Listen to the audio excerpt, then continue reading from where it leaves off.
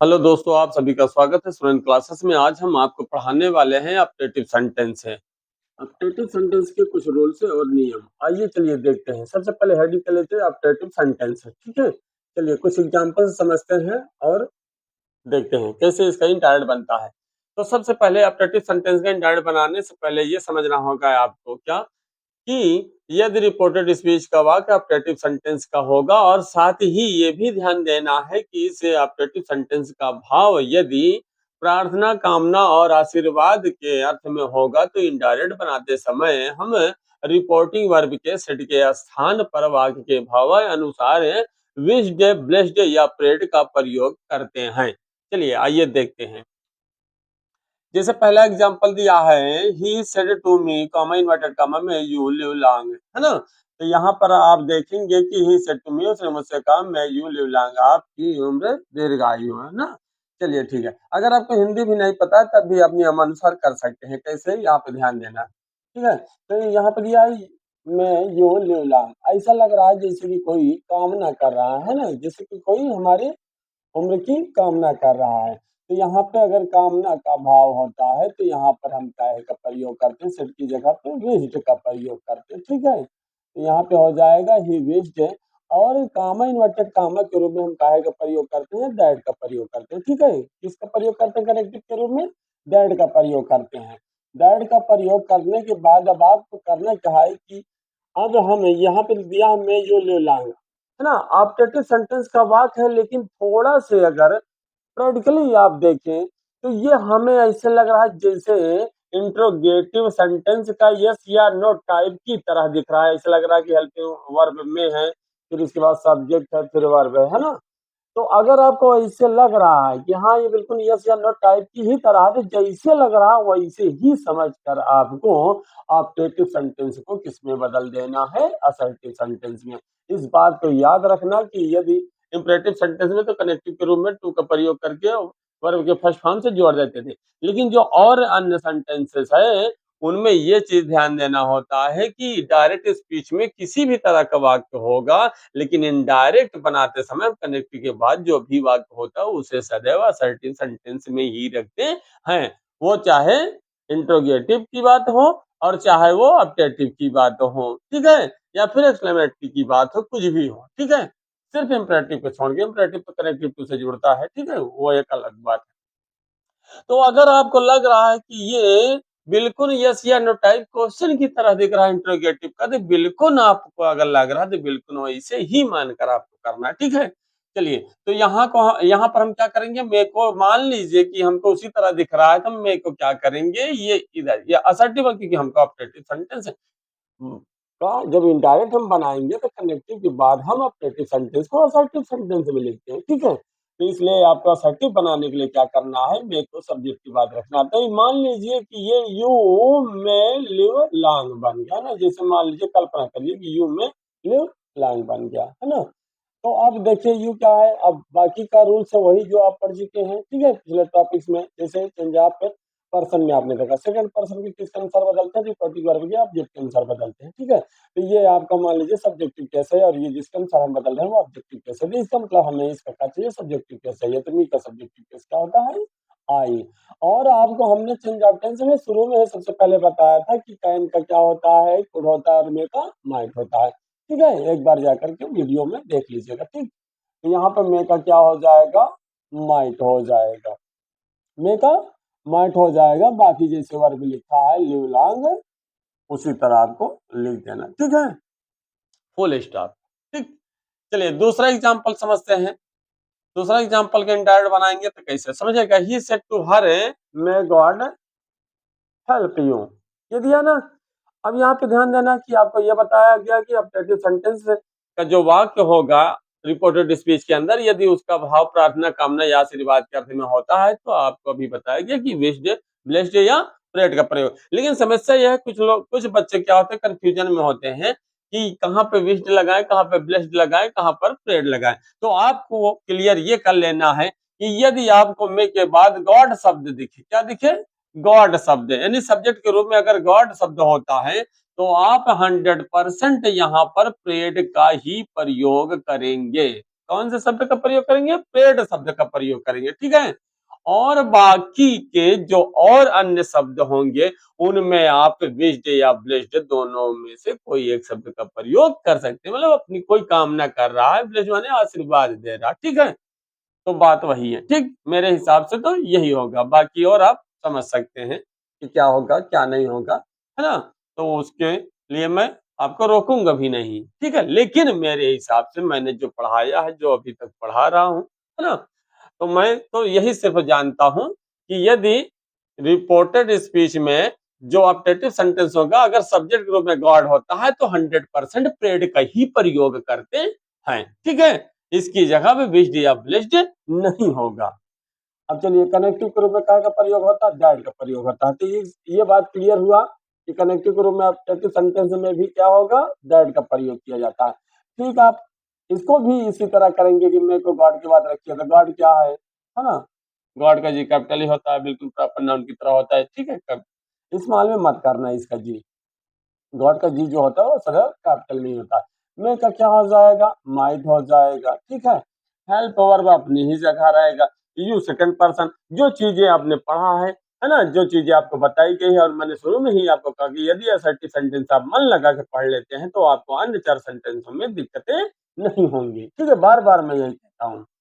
चलिए आगे देखिएगा, यू क्या है? सेकंड पर्सन किसके अनुसार बदलते हैं? रिपोर्टिंग वर्ब के ऑब्जेक्ट के अनुसार बदलते हैं। तो सीधी सी बात है, ये कौन सा यू है? आप हमने इसके पहले वाले भी टॉपिक में, इसके पहले वाले भी वीडियो में हमने बताया था कि यदि मुख्य क्रिया के बाद यू आता है तो ऑब्जेक्टिव केस में ही रहता है, ठीक है।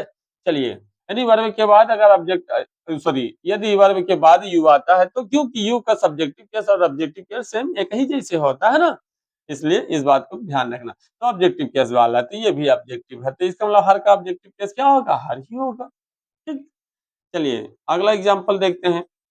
दिया है he said to me come in order come may you be successful in life है। तो यहाँ पे देखिए, आप क्या आपको लग रहा है कि यार काहे का भाव है, पता नहीं है ना। नहीं, अब आप नहीं समझ पा रहे हैं कि मैं you be successful in life, है ना, आप जीवन में सफल हो। तो ऐसा लग रहा है जैसे कोई हमें क्या कर रहा है? हमें आशीर्वाद दे रहा है ना। जैसे क्या लग रहा है कि आशीर्वाद दे रहा है। हमने आपको पहले बताया कि जैसे कोई काम ना करे आशीर्वाद करे, अगर दोनों में कंफ्यूजन आपको हो रहा है तो विश्ड या ब्लेस्ड, विश्ड या ब्लेस्ड का प्रयोग रिपोर्टिंग वर्ब के सेट के स्थान पे कर सकते हैं। लेकिन याद रखना, यदि यदि ऑब्जेक्टिव सेंटेंस में सब्जेक्ट ग्रुप में गॉड शब्द आएगा तो 102% आपको सेट की जगह प्रेड ही करना है, ठीक है। प्रेड ही लिखना है। तो यहाँ पे आप ब्लेस्ड या फिर विश्ड का भी प्रयोग कर सकते थे, ठीक है। तो ब्लेस्ड में कनेक्टिव के रूप में दैट का प्रयोग यहाँ पर ठीक वैसे ही जैसे अभी आपको हमने बताया, ठीक है। कैसे कि देखने में लगेगा आपको है तो ऑब्जेक्टिव सेंटेंस, ठीक है, जिसमें बोधक चिन्ह लगा लास्ट में, है तो ऑब्जेक्टिव सेंटेंस, लेकिन लगेगा कि यस या नो टाइप क्वेश्चन की तरह ये दिख रहा है। तो बिल्कुल मान लीजिए कि यस या नो टाइप क्वेश्चन की ही तरह ये दिख रहा है, ठीक है। तो बिल्कुल अगर लग रहा है तो बिल्कुल सत्य है, ठीक है। तो यहाँ पर मैं को हम यू की बात रखेंगे, ठीक है। तो यू को किसके अनुसार बदलते हैं अभी बताया है ना। चलिए यहाँ भी बताया आपको, यू सेकंड पर्सन किसके अनुसार? रिपोर्टिंग वर्ब के ऑब्जेक्ट, है ना। किसके अनुसार? ऑब्जेक्ट, है ना। और ये भी बात आप याद रखना, जैसे हम भले ही पढ़ा रहे हैं बोल देते हैं क्या सब्जेक्ट के अनुसार ऑब्जेक्ट के अनुसार, लेकिन इस बात को याद रखना सब्जेक्ट के पर्सन नंबर और जेंडर, इसी तरह ऑब्जेक्ट के पर्सन नंबर और जेंडर, यानी दो चीजें जरूर देखना, नंबर और जेंडर, इस बात को मत भूलना, ठीक है। पिछले वीडियो में हमने आपको ये चीज सिखाया था। चलिए, तो यहाँ पर यू क्या है? सेकंड पर्सन किसके अनुसार बदलते हैं? रिपोर्टिंग वर्ब के ऑब्जेक्ट के अनुसार बदलते हैं, ठीक है। इसका मतलब यू को हम बदलेंगे मे के अनुसार, सॉरी मी के अनुसार बदलेंगे। तो यहाँ पे क्या हो जाएगा? ये सब्जेक्टिव केस में है और ये ऑब्जेक्टिव केस में है, तो इसका मतलब जिसके अनुसार बदला जा रहा है वो क्या होगा? सब्जेक्टिव केस में होगा। क्यों? क्योंकि आपको हमने ये बातें प्रैक्टिकली भी पिछले टॉपिक में बताया था, है ना, कि सब्जेक्ट है तो सब्जेक्ट है, ऑब्जेक्ट है तो ऑब्जेक्ट है, और पॉजिटिव है तो पॉजिटिव, यानी जो जिस केस में रहेगा उसी केस का वो सब्जेक्ट जाएगा, ठीक है, अर्थात उसके अनुसार बदला जाएगा। तो इस बात को ध्यान रखना, नंबर और जेंडर को, ठीक। तो यहाँ पर क्या हो जाएगा? आई, माई का क्या होगा? माइट, है ना। और यहाँ पे वर्ब जैसे है वैसे ही लिख देंगे, जो मुख्य क्रिया होगी B successful in life, full stop. ठीक। अगला देखिए एग्जाम्पल क्या दिया है, इंडायरेक्ट बनाते समय क्या करें, Ravi said to me, comma inverted comma, may your enemy go to hell, है ना। अब चलिए ये देखिए थोड़ा सा समझिए कैसे दिया है, may your enemy go to hell. अब नहीं समझ में आ रहा, थोड़ा सा तो समझना होगा ना कि आपके मित्र है ना, योर एनिमी आपके मित्र भाड़ में जाए, यानी हेल नर्क में जाए, यानी भाड़ में जाए, है ना। तो आपको एक चीज क्लियर करा देते, यदि रिपोर्टेड स्पीच का वाक्य ऑप्टेटिव सेंटेंस का हो, और साथ ही ये भी ध्यान देना है कि ऑप्टेटिव सेंटेंस है यदि सांप के, यानी सांप, यानी ये बोलते हैं ना अपनी बात, जैसे आप हिसाब दे दिया, श्राप दे दिया, आपने देखो है ना, तो सांप शुद्ध बोलते हैं सांप, है ना। यदि सांप के अर्थ में होगा तो इनडायरेक्ट बनाते समय हम रिपोर्टिंग वर्ब के सेट के स्थान पर ब्लेस्ड, प्रेड, विश्ड का प्रयोग ना करके कर्स्ड का प्रयोग करते हैं। किसका? कर्स। कर्स होता है ना, यहाँ पे सेट है इसलिए यहाँ पर इसका भी फॉर्म चाहिए, ठीक है। कर्स्ड का प्रयोग करते हैं, किसका प्रयोग करते हैं? कर्स्ड। तब यहाँ पे विश और ब्लेस और प्रे, है ना। इसका मतलब विश्ड, प्रेड और ब्लेस्ड का प्रयोग नहीं करना, क्या प्रयोग करना? कर्स्ड का प्रयोग करना, ठीक है। जैसे कभी कभी बोल दिया जाता है ना, कभी गुस्से में आकर के तुम सभी भाड़ में जाओ, है ना, may you all go to hell, है ना। तो इसका मतलब वो कहा है, वो सांप के अर्थ में होता है, ठीक है। चलिए कनेक्टिव टर्म में दैट का प्रयोग करेंगे, इसके बाद हम क्या करेंगे यहाँ। अच्छा कुछ लोग सोचते हैं जैसे यहाँ पे बताया कि इसको यहाँ, इसको यहाँ, इसको यहाँ, तो ये भी शायद यहाँ नहीं, गलत बात, ये पॉजिटिव है ना। और आपको बता दिए ये एडजेक्टिव पॉजिटिव, इसके बाद 100% नाउन होता है, इसका मतलब ये पूरा क्या माना जाएगा? सब्जेक्ट, ठीक है। इस बात का भी ध्यान रखना। तो मेरे को हम यहाँ रखेंगे, असर्टिव सेंटेंस बनाएंगे तो क्या करेंगे, सब्जेक्ट के बाद रखेंगे, तो योर एनिमी में, कल्पना करो कि योर एनिमी में गो टू हेल बन गया, ठीक है। तो योर एनिमी हम यहाँ लिखेंगे, लेकिन नियमानुसार, लेकिन नियमानुसार, ठीक है। इस बात को ध्यान रखना, नियमानुसार योर एनिमी ने लिख देंगे। योर क्या है? Second person. सेकंड पर्सन के किसके अनुसार बदलते हैं? रिपोर्टिंग वर्ब के ऑब्जेक्ट के अनुसार बदलते हैं। यहाँ पे देखिए पॉजिटिव है, मी क्या ऑब्जेक्टिव केस में, तो मी का पॉजिटिव केस क्या होगा? माई, है ना, क्या होगा? माई। और यहाँ पे क्या हो जाएगा? मे का माइट, और बाकी का वैसे ही दिया है जैसे, ठीक है, लिख देंगे। क्लियर? इस बात को अगर आपने स्पष्ट समझा क्या, कि यदि ऑप्टेटिव सेंटेंस प्रार्थना, कामना और आशीर्वाद के भाव में होगा तो हम इनडायरेक्ट बनाते समय रिपोर्टिंग वर्ब के सेट के स्थान पर विश्ड, प्रेड और ब्लेस्ड का प्रयोग करते हैं, तथा कनेक्टिव के रूप में दैट का प्रयोग करते हैं, और ऑप्टेटिव सेंटेंस को असर्टिव सेंटेंस में बदल देते हैं। इस बात को क्लियर करना, और इस बात को भी ध्यान रखना, ब्लेस्ड और विश्ड एक दूसरे की जगह पहुंच जाए वो बात की बात है, लेकिन याद रखना यदि ऑब्जेक्टिव सेंटेंस में सब्जेक्ट में गॉड होगा तो 100% प्रेड का ही प्रयोग करते हैं, ठीक है। दूसरी बात हमने आपको इस एग्जांपल के माध्यम से ये बताया कि यदि ऑब्जेक्टिव सेंटेंस का भाव सॉप का हो, है ना, तो सॉप का हो, ठीक है, तो क्या करेंगे? इंडायरेक्ट बनाते समय हम रिपोर्टिंग वर्ब सेड के स्थान पर कर्स्ड का प्रयोग करते हैं, बाकी का नियम वही है। क्लियर? चलिए अगला उदाहरण देखते हैं। अगला एग्जांपल क्या है, they said comma inverted comma long live our prime minister, ठीक है। अब चलिए इसका इनडायरेक्ट समझते हैं। तो दिया है दे सेड, अब यहाँ पर हमने दे लिखा, है ना। अब यहाँ पे देखिए long live our prime minister, तो आपको ये बात क्लियर हो गई होगी, है ना। अभी जैसे बताया आपको कि यदि सब्जेक्ट रूप में गॉड होगा तो हम प्रेड शब्द का प्रयोग करेंगे, अन्यथा वेस्ट या फिर ब्लेस्ड का प्रयोग करते हैं, है ना। तो आप यहाँ पे स्वतंत्र कुछ भी कर सकते हैं, वेस्ट या ब्लेस्ड, ठीक है। तो यहाँ पर हमने मान लीजिए वेस्ट का प्रयोग कर दिया कि दे वेस्ट कामा इन्वर्टेड कामा की जगह पे दैट का प्रयोग करते हैं, ठीक है। आप सेंटेंस बनाते समय कनेक्टिव में दैट का ही प्रयोग करते हैं। अब यहाँ पर देखिए आप, अब देख रहे हैं कि अभी तक तो हमको क्या बताया जा रहा है कि ऑब्जेक्टिव सेंटेंस का वाक्य होगा, है ना, परंतु दिखने में इंट्रोगेटिव यस या नो टाइप क्वेश्चन की तरह होगा, लेकिन ये तो बिल्कुल हटके है। तो चलिए आपको एक चीज क्लियर करा देते हैं, ठीक है, समझिएगा थोड़ा सा यहाँ पे। जब जैसे यहाँ देखिए ये वाक्य उल्टा लिखा हुआ है, ये वाक्य क्या है? उल्टा लिखा हुआ है। ये सीधा लिखा होता तो कैसे लिखा होता, समझना ध्यान से।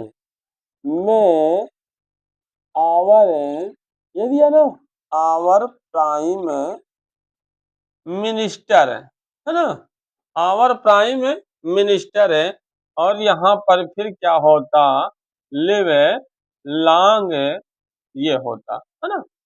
मतलब ये वाक्य आपको समझ में आ रहा है कि ऑब्जेक्टिव का है, यानी ऑब्जेक्टिव सेंटेंस का है ना। आप अक्सर देखते हैं कि मैं, है ना, मैं सब्जेक्ट वर्ब करके, मैं सब्जेक्ट वर्ब करके दिया रहता है, लास्ट में इसमें वर्ब चिन्ह रहता है। तो आपको लगता है कि हाँ ये ऑब्जेक्टिव सेंटेंस का वाक्य है ना, मैं से यदि स्टार्ट होता तो वो ऑब्जेक्टिव सेंटेंस की वाक्य होता। चलिए, तो यहाँ पे आपको ऐसा लगता है ना, लेकिन यहाँ पर बिल्कुल हट के दे दिया, तो ये ऐसे अगर दे दे, इस तरीके से दे दे, तो हम कैसे पहचानेंगे, तो आपको बता रहे हैं, ध्यान देना।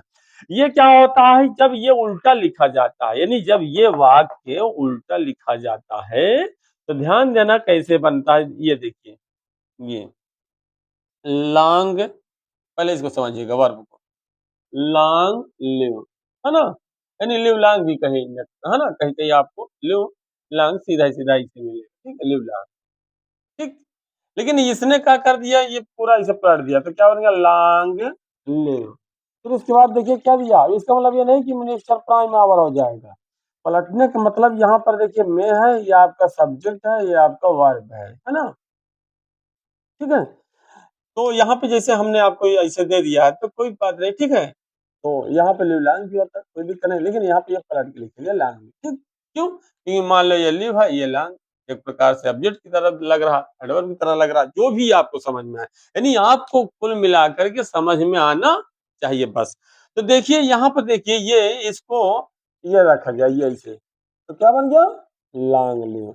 और ये जो सब्जेक्ट जो हुआ, ये तो समझिएगा कि वर्ब ये सब्जेक्ट की जगह पे और सब्जेक्ट वर्ब की जगह पे चला जाता है, तो मैं को नहीं दर्शाया जाता है, ठीक, क्लियर।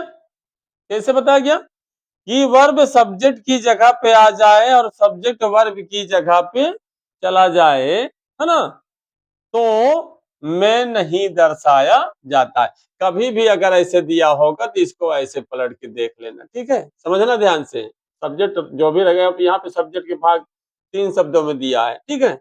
तो बात की बात है, ये क्या होगा, ये देखो, है ना, जब ये जाएगा तो ये यहाँ पे मान लेना मैं है, तो हमने इसको क्या किया, सीधा किया, इसको हमने क्या किया, सीधा किया। तो देखो मैं है ना, तो हम सीधा करके ही बनाएंगे, ठीक है। ऑब्जेक्टिव सेंटेंस का जब नरेशन करेंगे, तो जो उल्टा लिखा हुआ वाक्य मिलेगा उसको सीधा करके ही बनाना। समझ में आई बात है, क्लियर। चलिए आइए देखते हैं।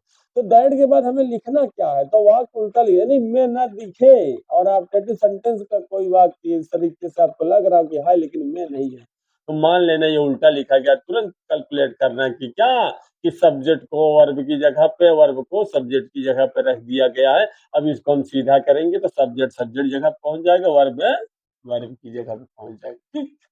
चलिए, तो यहाँ पे वही बनाएंगे, तो इसी को देखते हैं, ठीक है। कल्पना करिए, ये काल्पनिक चीज हमने आपको थोड़ा सा नीचे लिखकर बताया, ठीक। तो यहाँ पे दैट के बाद क्या होगा, आवर प्राइम मिनिस्टर, तो यहाँ पे हम क्या लिखेंगे, आवर प्राइम मिनिस्टर, लेकिन नियमानुसार, क्यों, क्योंकि आवर वी का पॉजिटिव है, तो यानी फर्स्ट पर्सन है, फर्स्ट पर्सन है ना। फर्स्ट पर्सन किसके अनुसार बदलते हैं, सब्जेक्ट के नंबर और जेंडर को देखते हैं।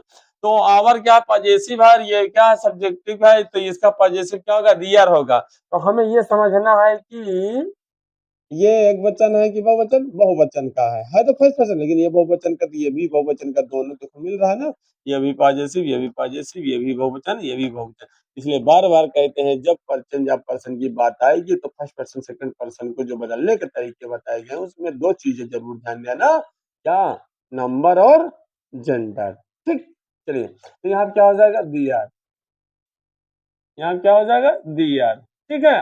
दिया क्या होगा, प्राइम मिनिस्टर, जो दिया वही लिखेंगे, ठीक है, प्राइम मिनिस्टर, ठीक।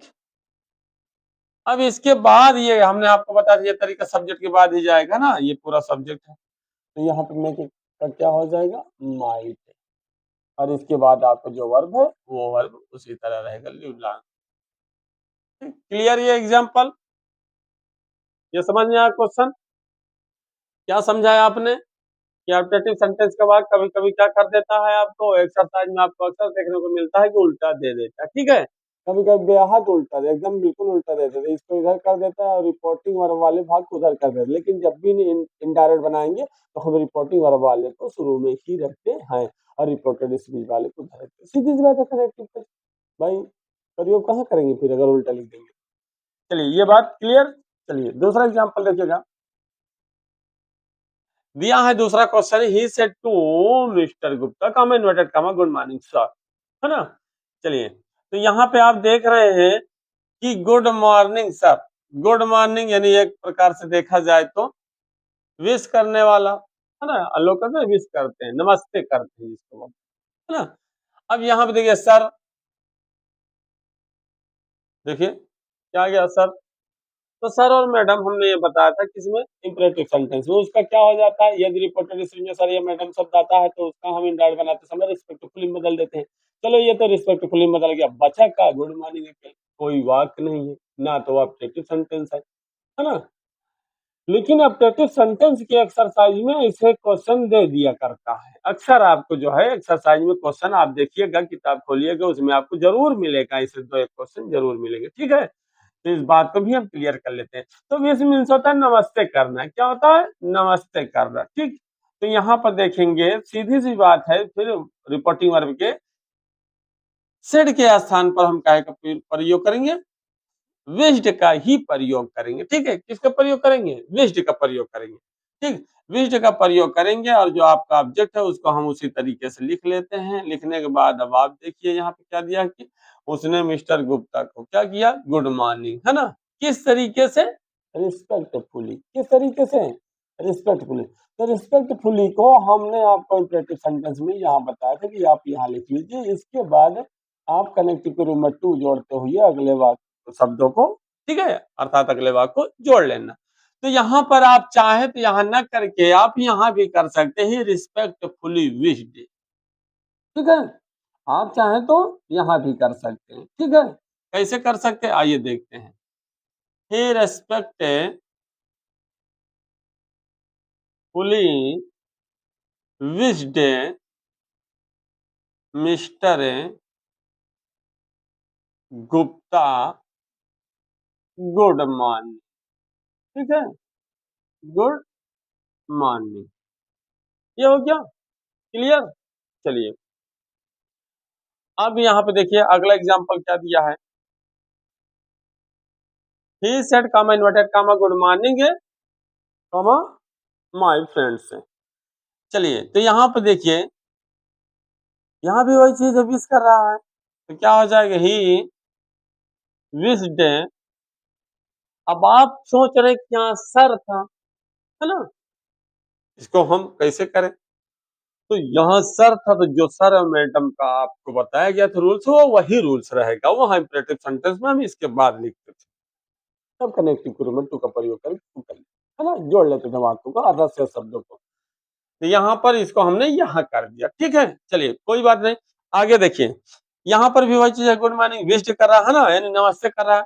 और यहाँ पे आप गौर से देखिए कि हम विश्ड लिख देंगे, इसके बाद ये गुड मॉर्निंग लिखें कि इसे लिखें। तो आपको बता दे, कोई भी जैसे माय फ्रेंड्स है ना, my mother, my father, my sister, तो यानी कोई भी ऐसे शब्द अगर आ जाते हैं तो उन शब्दों को हम, अर्थात उन शब्दों को हम क्या कर लेते हैं, रिपोर्टिंग वर्ब का ऑब्जेक्ट मान कर लिखते हैं। क्या मान कर लिखते हैं, रिपोर्टिंग वर्ब का ऑब्जेक्ट मान कर लिखते हैं। तो इसका लिखने का दो तरीका है, इसका लिखने का क्या है, इसको लिखने का दो तरीका है। कितने तरीके हैं, दो तरीके हैं। पहला तरीका समझिएगा, जैसे ये दिया good morning my friends, good morning my father, good morning my, है ना, sister, good morning my brother, है ना, कुछ भी दिया हो इस तरीके के वाक्य, है ना, सॉरी इस तरीके के शब्द, तो उसको हम रिपोर्टिंग वर्ब का ऑब्जेक्ट मानते हैं, ठीक है।